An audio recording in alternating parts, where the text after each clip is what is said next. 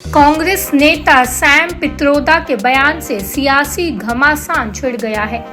गृह मंत्री अमित शाह ने कहा कि सैम पित्रोदा के बयानों से कांग्रेस पूरी तरह बेनकाब हो गई है।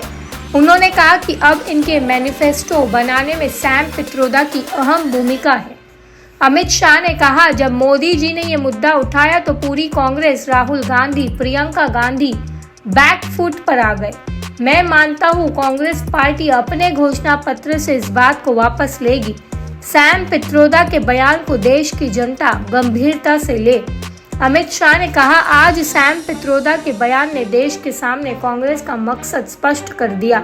सबसे पहले उनके घोषणा पत्र में सर्वेक्षण का जिक्र, मनमोहन सिंह की बात, पुराना बयान जो कांग्रेस की विरासत है कि देश के संविधान पर पहला अधिकार अल्पसंख्यकों का है, और अब सैम पित्रोदा की अमेरिका का हवाला देते हुए टिप्पणी की, धन के वितरण पर विचार विमर्श होना चाहिए।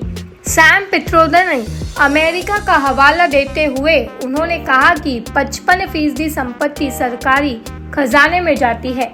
आज सैम ने कांग्रेस का मकसद साफ कर दिया। वो लोगों की निजी संपत्ति सरकारी खजाने में डालकर इसका बंटवारा माइनॉरिटी में करना चाहते हैं। उन्होंने कहा, ये देश के लोगों की निजी संपत्ति का सर्वेक्षण करना चाहते हैं, इसे सरकारी संपत्ति में रखना चाहते हैं और यूपीए के शासनकाल के दौरान निर्णय के अनुसार वितरण करेंगे।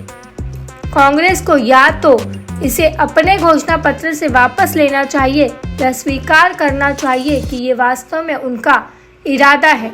मैं चाहता हूँ कि लोग सैम पित्रोदा के बयान को गंभीरता से लें।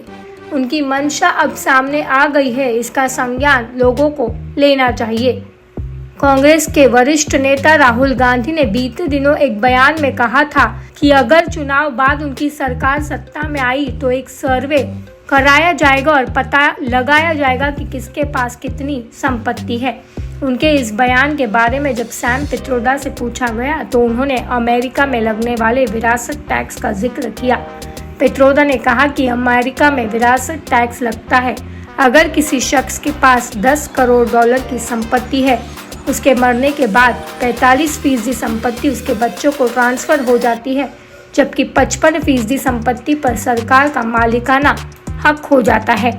उन्होंने कहा कि ये बहुत ही रोचक कानून है। इसके तहत प्रावधान है कि आपने अपने जीवन में खूब संपत्ति बनाई है और आपके जाने के बाद आपको अपनी संपत्ति जनता के लिए छोड़नी चाहिए। पूरी संपत्ति नहीं बल्कि आधी, जो मुझे सही लगता है। लेकिन भारत में ऐसा कोई कानून नहीं है। यहाँ अगर किसी के पास 10 अरब रुपए की संपत्ति है, उसके मरने के बाद उनके बच्चों को सारी की सारी संपत्ति मिल जाती है। जनता के लिए कुछ नहीं बचता।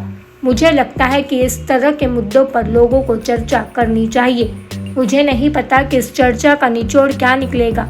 हम नई नीतियों और नए प्रोग्राम की बात कर रहे हैं जो लोगों के हित में हो, ना कि सिर्फ अमीरों के हित में हो।